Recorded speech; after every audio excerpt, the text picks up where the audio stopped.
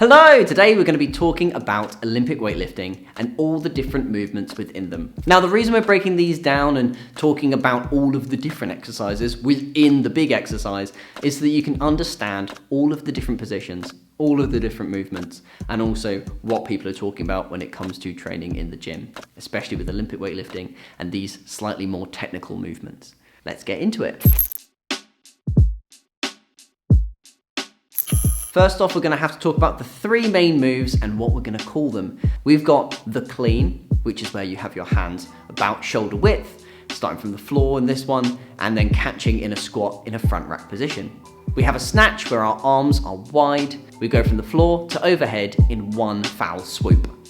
Finally, we have our jerk or push or press, but we're going to call it shoulder to overhead, which is where we go from our shoulders to over our head. Pretty easy, explained quite simply. It makes sense, it's in the name. So normally in Olympic weightlifting, you would see the clean and jerk and the snatch as the two separate movements because it's all about getting it from the floor to over your head. But when we train, or when you might take an Olympic weightlifting class, or you might go to a CrossFit class, there are going to be different names for different movements that might get a little bit confusing, especially if you've not done it before. We're going to break down those movements into our setup and also our catch position. So first off, we're going to go through our clean setup. Here is our full squat clean. We start from the floor, we come up and we catch in a full squat. This is our hang squat clean. The bar starts just above your knees. You need to try and keep tension in your hamstrings and glutes. And from your knees, you drive up and catch in your squat. And finally, our tall clean. There's only a little bit of a dip and we're focusing on driving as hard as we can and dropping below the bar. The same thing goes for our snatches. A full snatch is from the floor.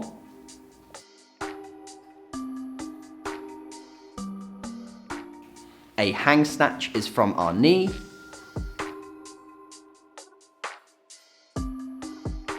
And a tall snatch is from our hips.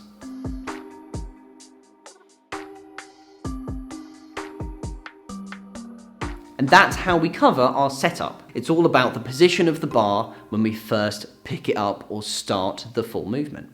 Now the setup with our shoulder to overhead is a little bit different because it's already on our shoulders. Our setup will always be starting on our shoulders, but it's more about what our legs do. We will either dip or be strict. The difference between those two is you're using the force in your legs to help drive up the bar, or you're staying stationary and it's exclusively the power in our shoulders to press it above our head. Now, the catch. The name for our catch in the clean and the name for our catch in the snatches are going to be the same, where shoulders to overhead, again, has a couple of differences. With our cleans and our snatches, we have three names. We've got squat, power, and muscle. When it comes to these three names, it's all dependent on the depth in which we catch the bar. So with the squat, it's the deepest. With our power, it's the middle. And with muscle, we barely drop at all. All of these will be from the floor in a full position, not from a hang and not from a tall. This is our full squat clean, where we start from the bottom and we drop all the way into a deep squat. Here is our power clean, where we drive all the way up and only drop a little bit, using a tiny bit less of the drop, so that we're able to catch it with using more power. And our muscle clean, we don't drop at all. We use all the power we can to just get it straight up to our shoulders. No drop or legs involved at the end in our catch. Now our snatches, a full squat snatch, our full power snatch, and our full muscle snatch. And that's it for the catches with our cleans and our snatches. And now let's transition into the catches with our shoulder to overhead. This is where it gets a little bit interesting. We have 5 names. We have split, squat, power, push, and strict. Firstly, we have our split jerk. We dip down, drive the bar up, and separate our feet into more of a lunge. This helps get us underneath the bar and be able to catch it overhead. Now, some people might have instability in a lunge, so we can also do a squat jerk. This is where the bar drives up overhead and we catch the bar in a squat. If we've not got the depth, like when we were doing our clean and snatches, of being able to get all the way into a squat, we can use the power position. So here we have our power jerk, where we drive the bar up and drop into a power position to catch. If we do use our dip to drive the bar up, but we don't drop at all to catch, that is a push press. And finally, again, it's the same exercise as before because it's strict, there are no legs involved. Here is a strict press. Now, those are our different combinations of different terms and different things. Now, all of those movements have their uses, especially to train all the different segments of the full and then into squat, clean, and snatch. Now, here are some extra terms that you might hear in a class or in a CrossFit class more predominantly. Finally, at the end, we're gonna show you an exercise that I came up with, which you would never use because it's silly. You don't need it. So here is a tall drop clean. Whenever we use the word drop, it is where we're not using a lot of force and we're just dropping under the bar. Almost no dip, no drive. We're just trying to get below the bar as quick as possible.